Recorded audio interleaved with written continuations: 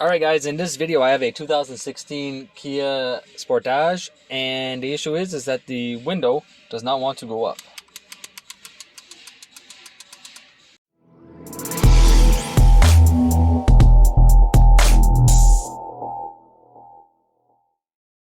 So, I already took the panel and everything off. I have the switch here. I took the switch off the door panel and I just plugged it in. Now, I'm going to go over the wiring diagram real quick with you guys, and I'm going to show you guys how this system works. It's actually a pretty simple system, but sometimes simple can be complex, so let's go over the way that this system works. So, our main switch is this diagram right here, and our passenger window switch is this one. Now, the reason I took off the driver's door panel is because all my powers and grounds have to go through my driver's switch, and then it gets distributed out to my window motors, depending on which switch I select.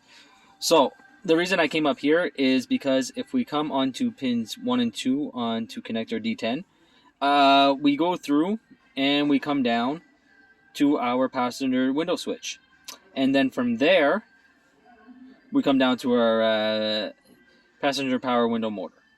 Now, the issue with this one is that the window does go down, but it does not want to go back up.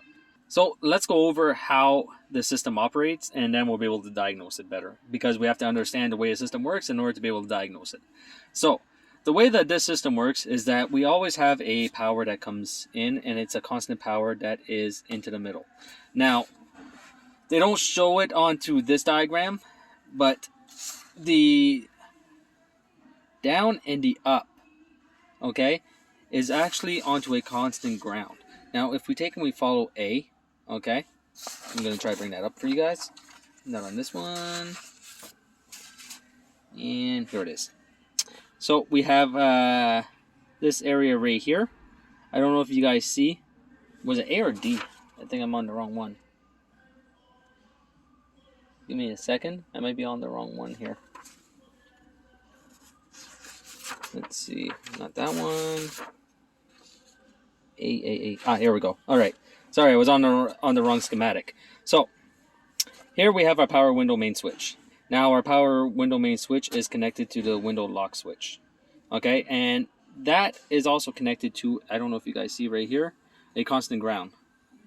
So if we take and we follow this constant ground all the way up, we come over to this point, we go through our window lock switch, and then we come up to the letter A, okay?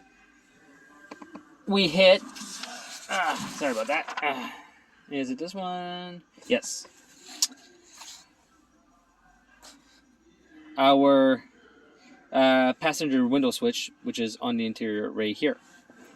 Now, if we take and we go on to A, that means that all this side right here, where it says off and off over here, is grounded, and it is grounded constantly.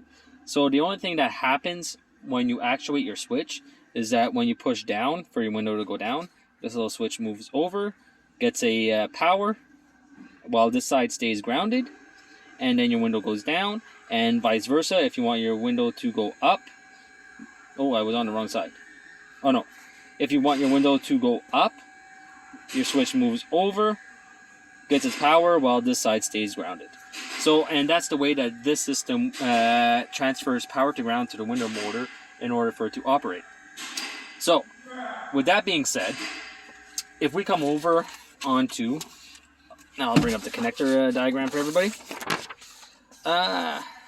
Pins 1 and pin 2, passenger power window switch down and passenger window switch up.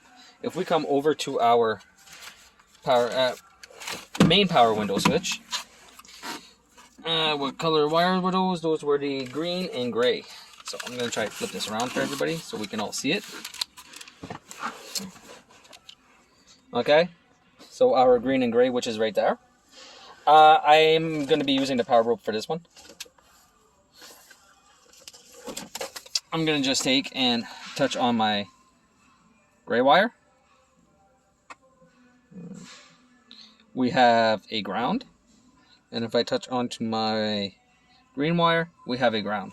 So with our window going down, our pin 2 should have power when actuated. Let's see if I can get this. Alright, let's see if I can get this now. And as you see, when I push the down button, it switches over to 12 volts, which is it's supposed to do. Now if I switch over to my up, this wire should switch over to 12 volts. Now as you see, it does not switch. In order to get this to work properly, I don't know if I'll be able to do this. I'm going to try. I'm going to take and try and hold the... I got to hold the switch, plus I have to take and hold the power button in order to get the window to go up. Alright, so I went and grabbed a stand for this. So here is the power probe hooked in. I don't know if you guys can actually see. No, not yet. Raise that up a little bit. There we go. Alright, so now what I'm going to do is I am going to take and put the window back down real quick. Okay. Now, as you can tell, when I take and I hit my up switch, you can see the little LED. It takes and it flashes. Now, when I pull up onto my switch, I should have 12 volts. Now, I do not have 12 volts. You guys can't even really see that, can you? There we go. So, I don't have 12 volts. So, what I'm going to do is pull up onto my switch. Because if I don't pull up onto my switch, what's going to end up happening is that the power probe is just going to ground out and pop my fuse. So, now that I'm holding up onto my switch, I'm going to push the power button. And my window goes up. Hopefully you guys heard that. I wish I could show you guys that, but as long as you guys heard the window closing, that's fine. So, what does that say? That says that everything electronically from here